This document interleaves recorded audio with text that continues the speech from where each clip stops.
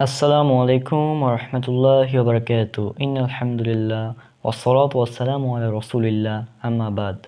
আজকে আমরা আলোচনা করব শাওয়াল মাসের 6টি সিয়াম এর ফজিলত সম্পর্কে। এই হাদিসটা আমরা প্রায় সকলেই জানি।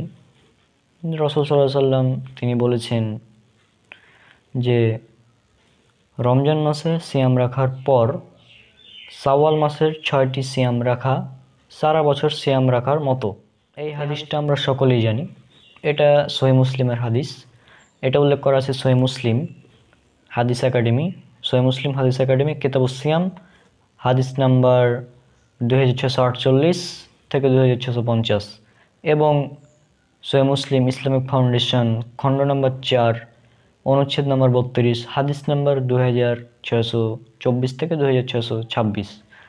এছাড়াও এটি জামিয়া তিরমিজিতে উল্লেখ করা আছে 759 নম্বর হাদিস, রিয়াদুস সলিহিনে পাবেন 1262 নম্বর হাদিস। তো এই হাদিসটা জনপ্রিয় হাদিস এবং এটা আমরা সবাই জানি প্রায়, যে শাওয়াল মাসে 6টি সিয়াম রাখলে এটা সারা বছর সিয়াম রাখার মতো।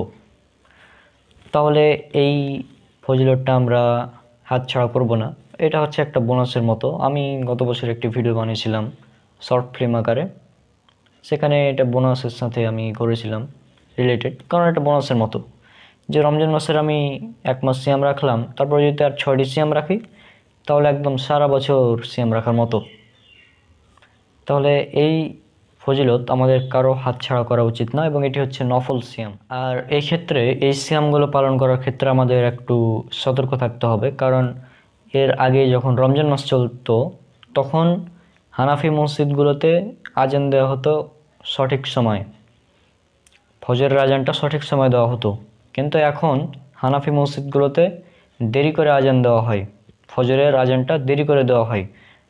হ্যাঁ, তো আপনারা যদি কেউ এই আজানের সাথে সিয়াম রাখেন তাহলে কিন্তু সিয়াম হবে না, কারণ তারা অনেক দেরি করে আজান দেয়। সুবে সাদিক পার হওয়ার অনেক পরে, প্রায় 30 মিনিট পর, 45 মিনিট পর তারা আজান দেয়।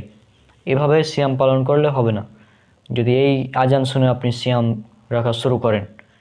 হ্যাঁ, একইভাবে এরা মাগরিবের সলাতের আজানও দেরি করে দেয়।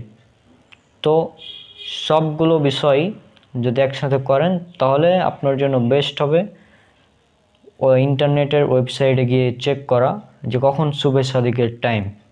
সুবে সাদিকের টাইমটা চেক করে সেই টাইম অনুযায়ী সিয়াম রাখবেন এবং সেই টাইম অনুযায়ী ইফতার করবেন।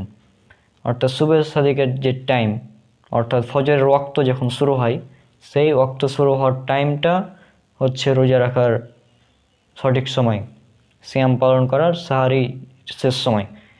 যেটা ফজরের রক্ত শুরুর সময় সেটা হচ্ছে সাহারির রক্তের শেষ সময়, সাহারির শেষ সময়। আর সূর্যাস্তের যেটা সময়, সূর্য যখন ডুবে গেল সেই টাইমটা যে গুগলে দেখাই সানসেট টুডে লিখলে, সেই টাইমটা হচ্ছে ইফতারের টাইম।